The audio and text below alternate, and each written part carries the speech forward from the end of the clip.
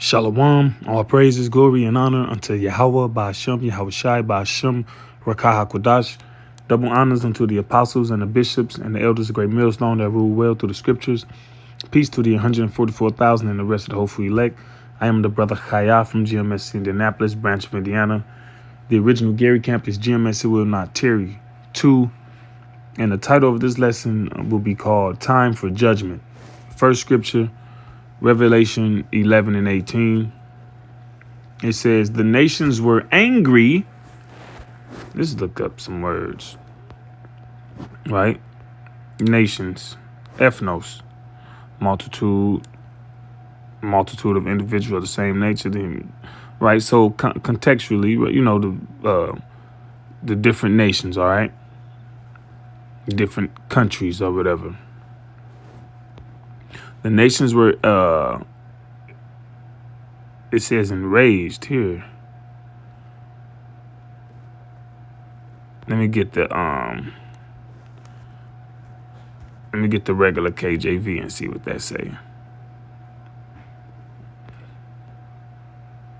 Were angry, orgizo, to provoke, to arouse to anger, to be provoked to anger, be angry, wrath, right? And you see what's going on with all these different tariffs. All right, these nations are stirred up. All right,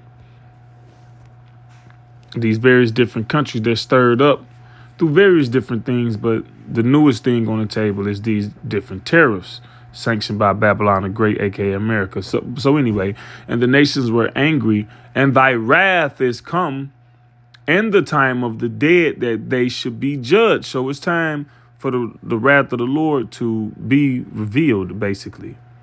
All right. And to be dead. OK. Let's read some definitions on dead. Necros. Properly, one that has breathed his last, lifeless. Deceased, departed, one whose soul is in heaven or hell. Then, OK, whatever. Everybody go to heaven when they die. No such thing as hell in a sense of the esoteric, or no such thing as hell in the sense of Christian dogma. Destitute of life, without life, inanimate, metaphorically, spiritually dead. What does it mean to be spiritually dead? Destitute of a life that recognizes and is devoted to the Most High, because given up to trespasses and sin. And that's these people. That's the American people. That's the people of the world. Destitute of a life that recognizes and is devoted to the Most High. Inactive as respects doing right. Destitute of force or power, inactive, inoperative. People just go along with the status quo. All right. Just zombies, stupefied. All right. Even the so-called good people. Right. Who just a part of the system. Like Revelation 13, the 13th chapter says, he calls it all, both small and great, rich and poor, to receive a mark in their right hand or their forehead that they cannot buy or sell unless they had the mark. But it also speaks about that they worship the image of the beast. The image is what he say is the right and wrong way to live in society. And people just go along with it, right? Freedoms get reduced down to nothing, and they just go along with it, right?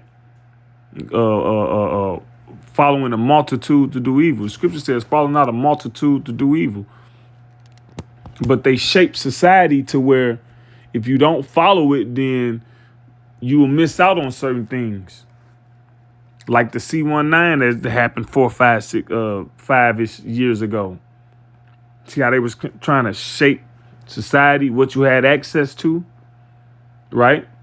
And you might think you're a well-to-do person. Look, you pay your taxes on time, right? You go to work, you got insurance. You're trying to put your kids in private school. You obeying a so-called law, but you ain't honoring the Most High at all. See, you still dead. Proverbs 21 and 16. It says what? The man that wandereth out of the way of understanding, this is the way of understanding, okay? So if you're not in it, you're dead, all right? like Ezekiel the 37th chapter, dry bones. What's more dead than a dry bone? That's super dead, right? But then you got people that come into this knowledge and leave it. If they alter the doctrine, that's the same thing as leaving it. Shall remain in the congregation of the dead. See? So is metaphorically speaking. It says, and that thou shouldest give reward unto thy servants the prophets, and to the saints, and them that fear thy name, small and great, and shouldest destroy them which destroy the earth. See, all these things are synonymous with each other. The nation's angry, they being stirred up. All right. These people in the congregation of the dead being judged, right? The prophets getting their reward. Him who destroyed the earth should be destroyed, Esau, Edom. All these things are a part of each other. All right? Like Joel, the 3rd chapter says what? When the Lord shall bring again the captivity of Judah and Jerusalem, he will gather all these nations into the valley of Jehoshaphat. See, these nations being stirred up and maneuvering and moving, vying for position, that's the Lord doing that. All these things are synonymous with each other. I keep saying that. But anyway, I'll speak on that, right? Because matter of fact, let's get Joel 3.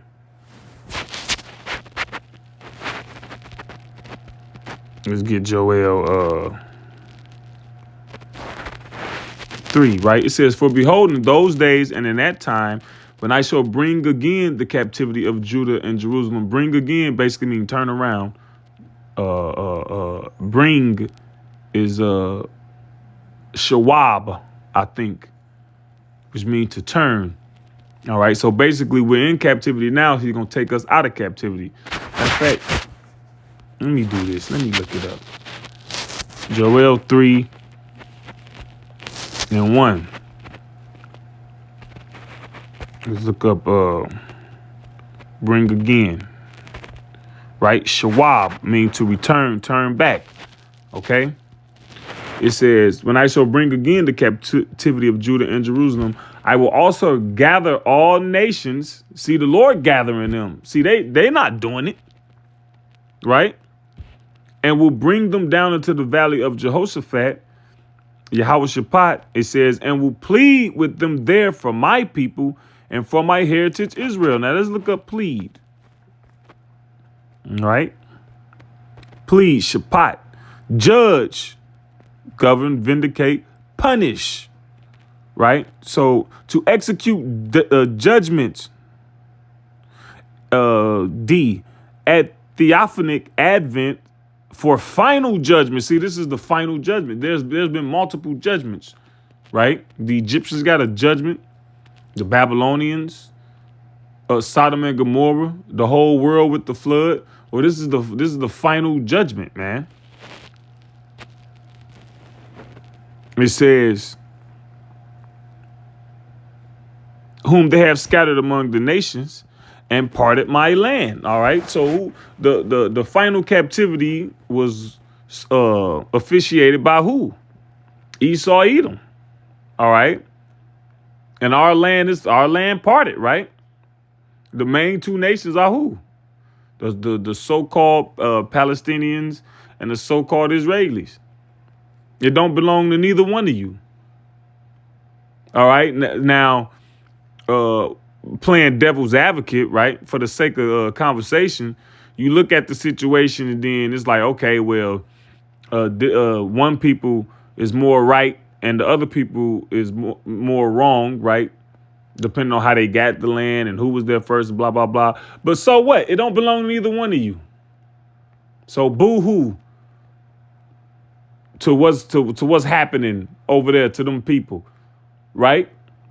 Y'all got a problem with y'all hate the Lord's people as well. So that's how about that? Judgment.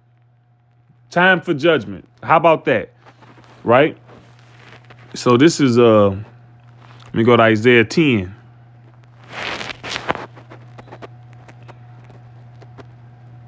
Them people didn't say nothing. They ain't say nothing when so-called Negroes, Latinos, Native Americans was getting wore out and still getting wore out. Isaiah 10.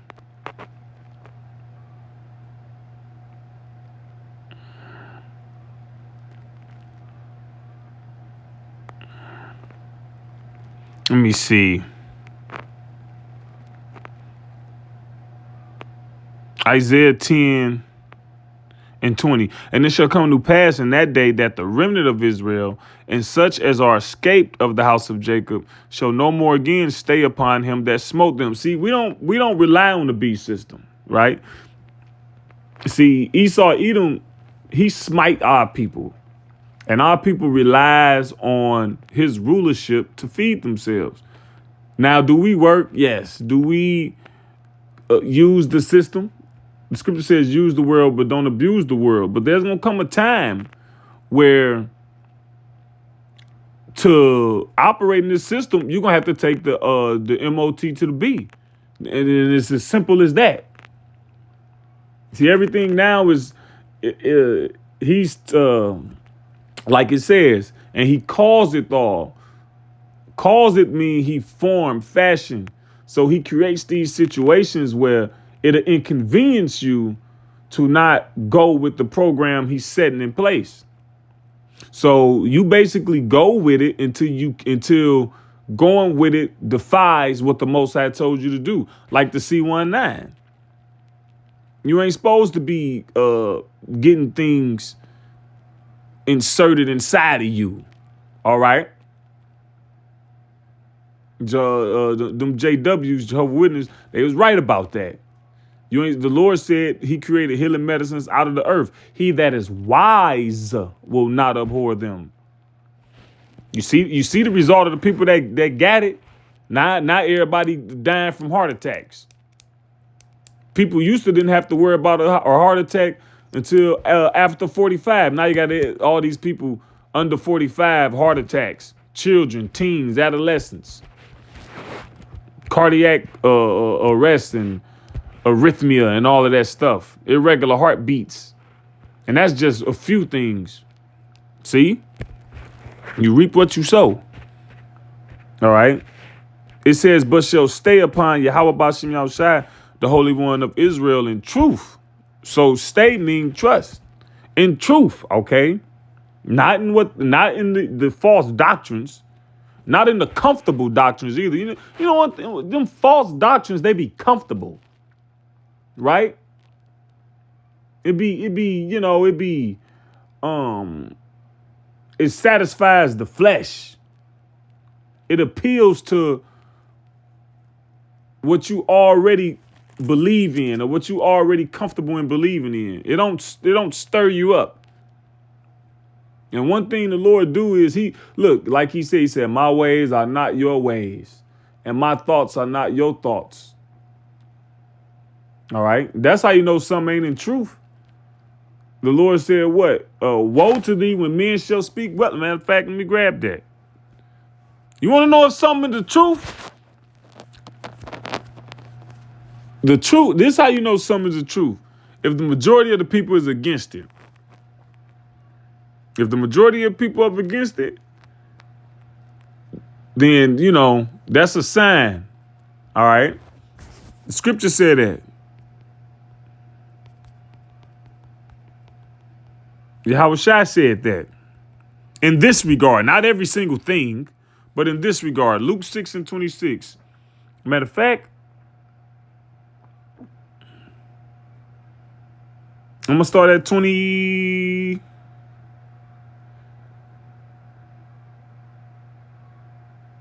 Start at 20, Luke 6 and 20.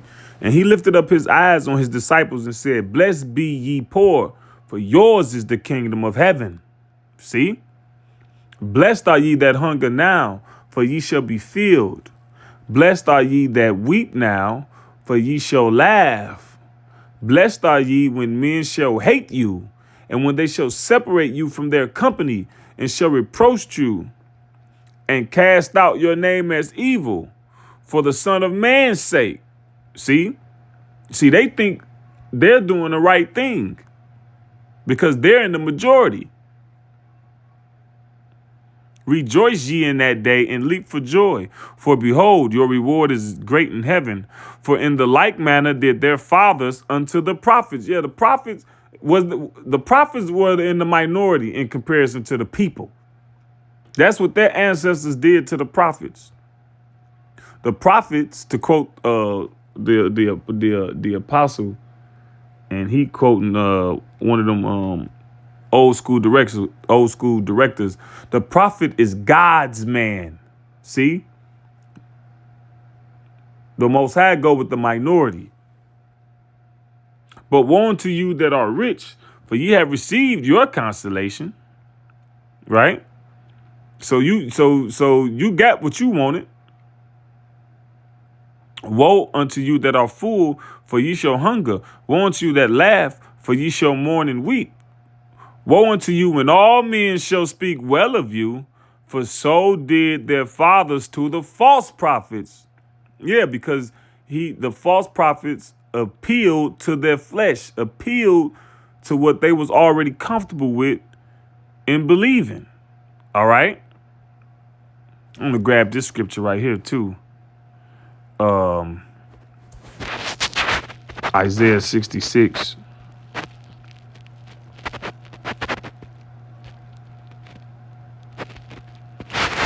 Isaiah 66 and 5. Hear the word of the Lord, Yahweh Ba'ashem Yahushai. Ye that tremble at his word. Everybody don't tremble at the word of the Lord, all right? Like Habakkuk said, I heard thy speech and I was afraid. All right? Oh, this is what's coming to the earth. This is what you're going to do? Let me right myself, because I don't want to get caught up in that. These people don't move and operate like... You can't even get a nigga to stop eating pork.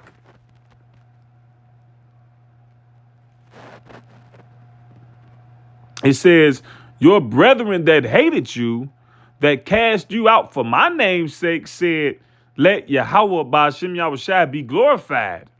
But he shall appear to your joy, and they shall be ashamed. See, y'all ain't right. The multitude, the majority, that's not it. The truth is always with a small cluster. That's why the scriptures describe it as such. It says the remnant. Let's look up what remnant means. See, just to get it. Remnant.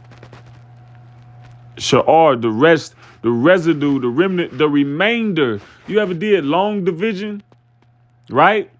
Then you have a whole number. Then you have remainder 2 or remainder 3. The number too small to be divided by the number that you dividing it by. So it's just the remain. That's what the hopeful elect are. All right. Residue, remnant. Let's see what else it got. All right.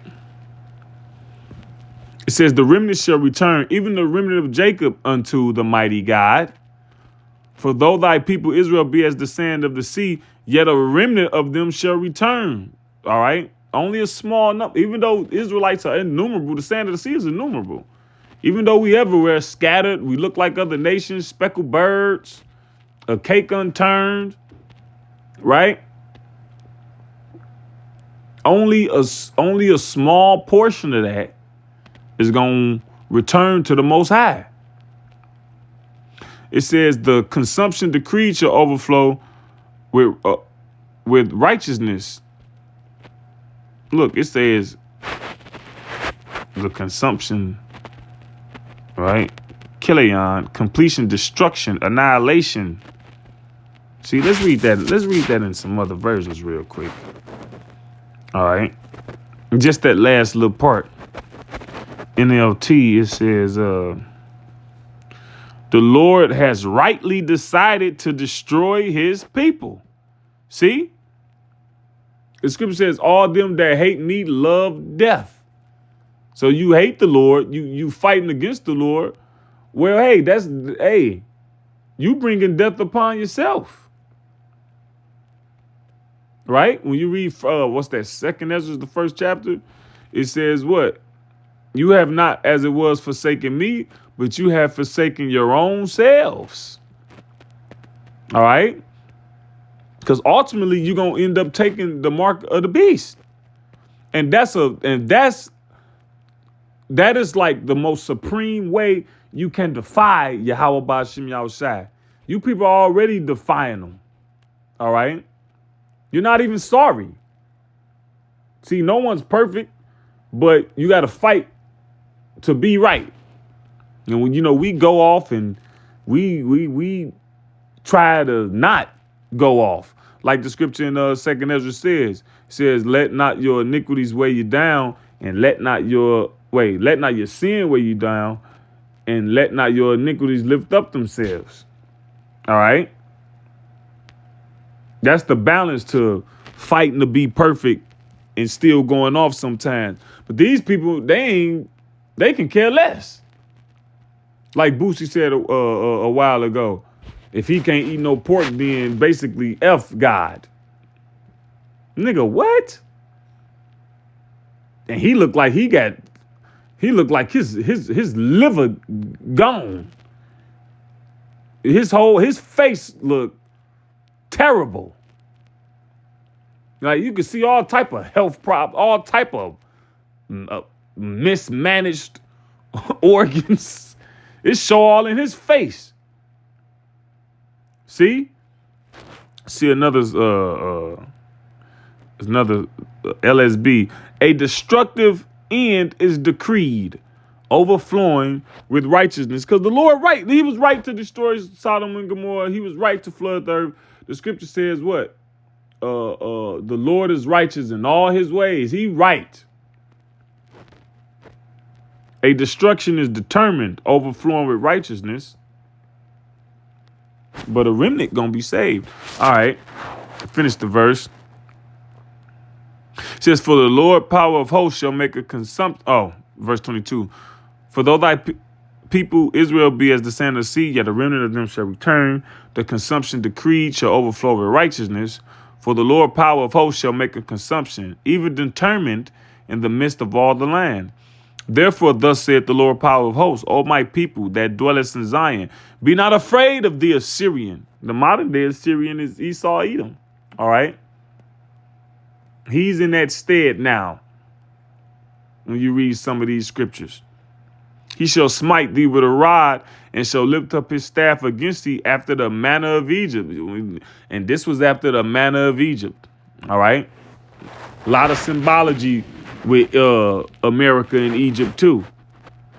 It says, for yet a very little while, and the indignation shall cease, and mine anger in their destruction. See, that's another scripture synonymous, it got a few things going on. See, because our captivity is because we angered the Lord. It's part of his anger. But his anger is going to be quenched simultaneously with Esau being destroyed. So that's what the world is pointing to right now. With all these nations being gathered up and being stirred up, the beast hating the whore, the American dollar failing. All right. Isaiah 24, the earth mourning and fadeth away. The haughty people of the earth do languish. All right. Esau, Edom, the so-called white man, being not number one anymore. All these things are synonymous. All right. With judgment. With the Lord's judgment. All right. Second Ezra 15.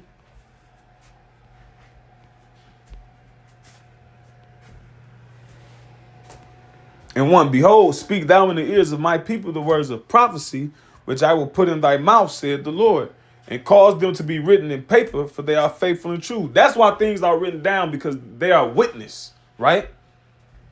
Like if you got an agreement with somebody, say you got a verbal agreement. Now, verbal agreements are lawful and should be honored, but oftentimes they don't hold any weight because it's your word against their word, or blah blah, But when it's written down, you can it's a reference. So for you dummies The Bible was written by man. Everything was written by man. Stupid. That's just dumb. But that's why it was written down. So it's a testament. It's a document. It's a reference. It says, and then when it come to pass, right? Then the Most High is beyond credible. Because look, he spoke of these things long ago before they even happened. To let you know he the Most High. And cause them to be written in paper, for they are faithful and true, meaning it will happen. Fear not the imaginations against thee. Let not the incredulity of them trouble thee that speaketh against thee. Yeah, incredulity mean without belief. And not cred mean faith. That root word, that, what they call those? Root words? Yeah, C-R-E-D. It's like, it means faith, if I'm not mistaken. So incredulity goes into without faith. And here it is. You can see, now we in a time where you could see what we saying. The vision is no longer prolonged. Like Ezekiel the 12th chapter says. It says what? I'll grab that real quick. Right? Ezekiel 12. I'll just read a verse in it. 25. For I am Yahweh Bashem Yahushai, I will speak, and the word that I shall speak shall come to pass. It shall be no more prolonged. For in your days, O rebellious house, will I say the word and will perform it, said the Lord power. So this the last generation. It ain't gonna be your grandkids and all that old goofy shit that y'all want it to be. You talk to somebody, you hear somebody speak about the end of the world, etc. Oh, man, 30 years, 40 years. No. In your days. Back in Second Ezra 15, it says, verse 4, for all the unfaithful shall die in their unfaithfulness. Right? So you're just going to be judged. Behold, said the Lord, I will bring plagues upon the world. The sword, famine, death, and destruction. And that's happening. And it's increasing. I see all these things been happening, but these things are getting closer and closer and closer to the American people. Right? It's getting closer and closer and closer to Babylon. Okay?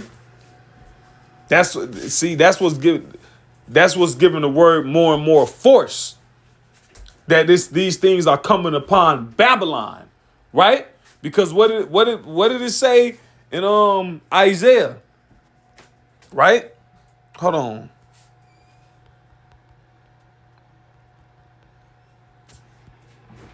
Isaiah 47 and 8. Therefore hear now this, thou that art given to pleasures. That's America. That's why everybody fat over here. They're just given to pleasure. All right? That dwellest carelessly, right? Women just walking 3-4 in the morning, tipsy, right? Everybody think that the America number one, that says in thine heart, I am, and none else beside me. I shall not sit as a widow, neither shall I know the loss of children. But these two things shall come to thee in a moment. In one day, the loss of children and widowhood, they shall come upon thee in their perfection, for the multitude of thy sorceries, and for the great abundance of thine enchantments. See? So these things don't happen suddenly, all right, to America, to Babylon. It says, verse 6, for wickedness have exceedingly polluted the whole earth, and their hurtful works are fulfilled. So everybody gets an allotted slot, so to speak, right? The Lord basically said that, all right? Now I'll read that. 2 Ezra 4 and 37. By measure hath he measured the times. right? The time of your rulership, the time of your rulership, the time of your life, the time of your life, the time of your success, the time, everything. And by number hath he numbered the times, and he doeth not move, nor stir them until the said measure be fulfilled. So enough is enough. Your hurtful works are fulfilled.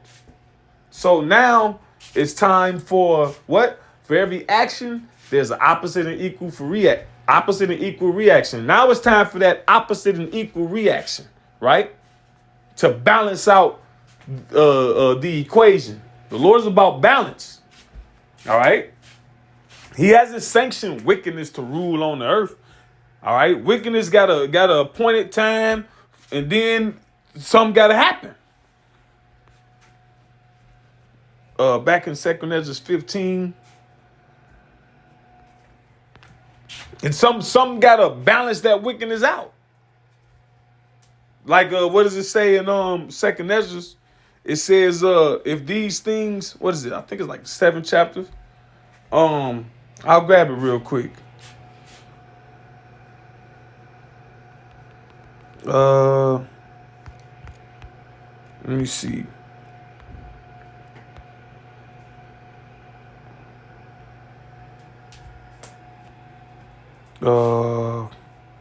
Yep. Damn, that was the same chapter. 2 Ezra 4 and 28. But as concerning the things whereof thou askest me, I will tell thee. For the evil is sown, but the destruction thereof is not yet come.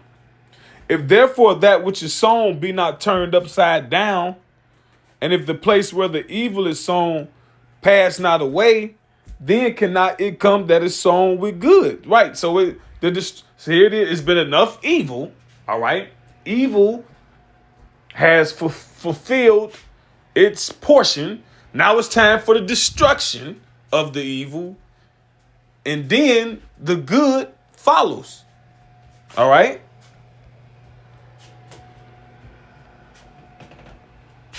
Second Ezra 15.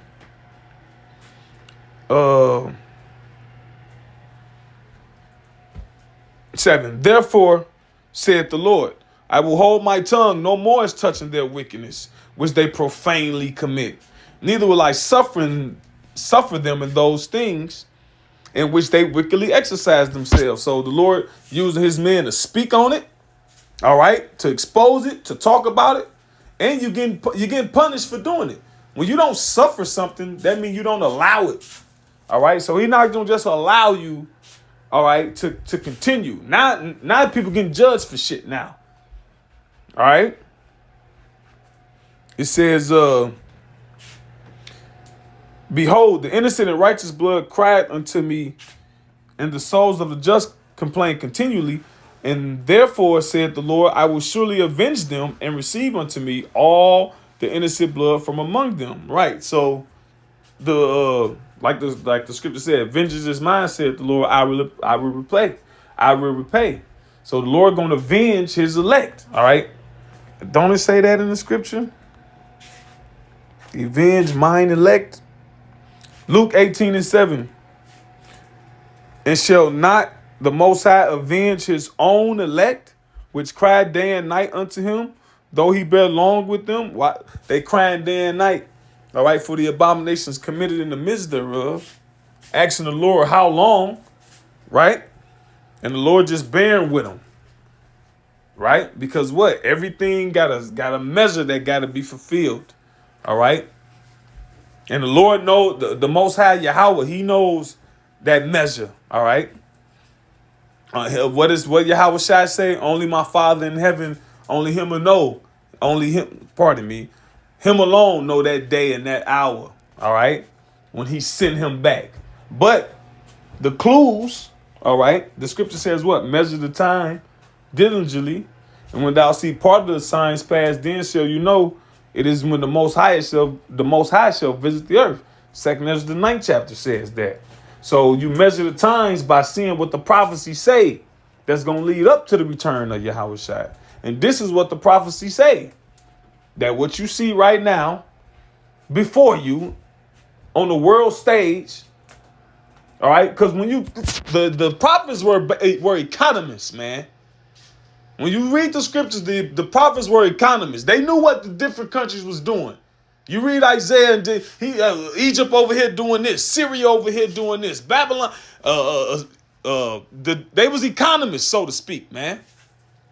So you had to know what's going on with various different countries, and because everybody vying for power. But we know that power is given from the Most High. And power gonna be given back to us when all these things are fulfilled, when all these things come to fruition. All right? Culminating in Armageddon or World War III. So anyway, with that, Lord's will, this was an edifying lesson for the hopeful elect. All praises, glory, and honor unto Yahweh, Ba'ashem Yahweh Shai, Ba'ashem Rakah Kodash, Shalom.